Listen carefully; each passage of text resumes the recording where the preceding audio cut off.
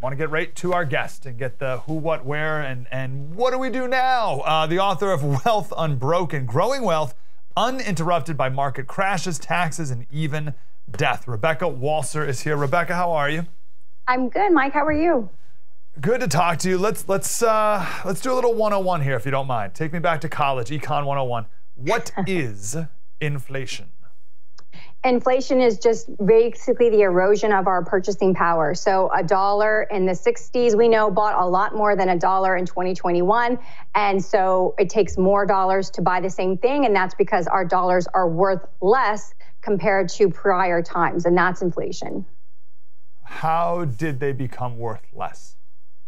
So over time, this is a really big topic you've got here, Mike, to really make in quick little sound bites. But over time, if you look back into the 1980s when Ronald Reagan took office, we had just recently come out of the gold standard completely. We had started going off of it through the world wars and all of those things. But Nixon really dealt the final blow. We completely went off the gold standard. We started to have inflationary pressure. We had hyperinflation, as you kind of remember. But when Ronald Reagan took office in January of 1981, we didn't even have $1 trillion of debt yet as a country.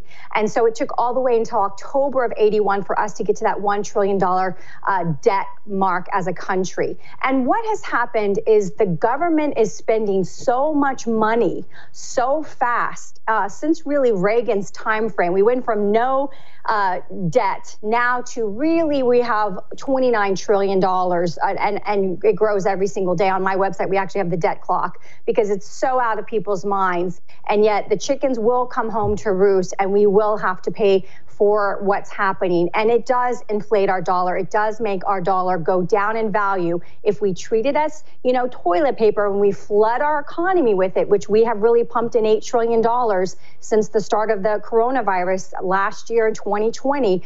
It is going to have an impact on our purchasing power. There's no economical way to get around it. That's the law of economics.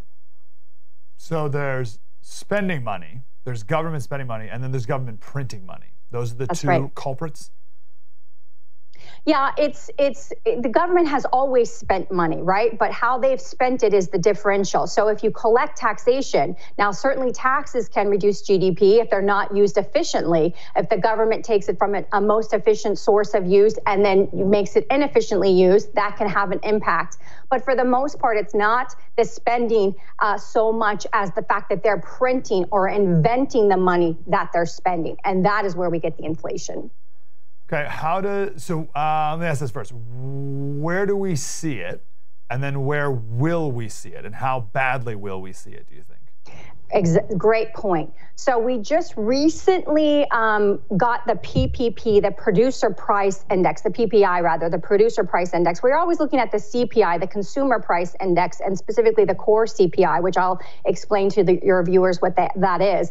But the Producer Price Index is like the wholesale prices, like what do the wholesalers sell to the retailers for? And we recently got some news that increased by 0.8% in 1 month, and annualized year over year was a 6.6% increase. So if you can think of this, if the wholesale prices are going up almost 7% year over year, then that will impact the retailers because you and I buy our gas, our food, our bread, everything from a retailer. We don't buy it directly from the wholesaler. And so as the wholesale prices go up, we definitely expect retail prices to go up. And what the government has done is they say, if you can believe this, Mike, they say that food and energy is too volatile for tracking inflation. So get that. It goes up too much or it goes up too fast to actually be used to track inflation. So we use a figure called core CPI, which takes out food and utilities. So as your electricity spikes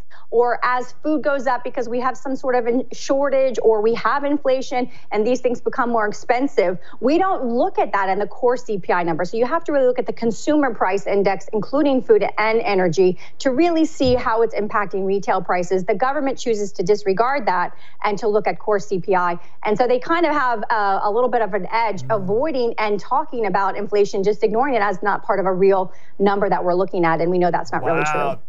That's so important to know. So if you're looking at the lamestream media and they talk about core CPI, and they're like, oh, it's not that bad. It's only gone up 2% or something.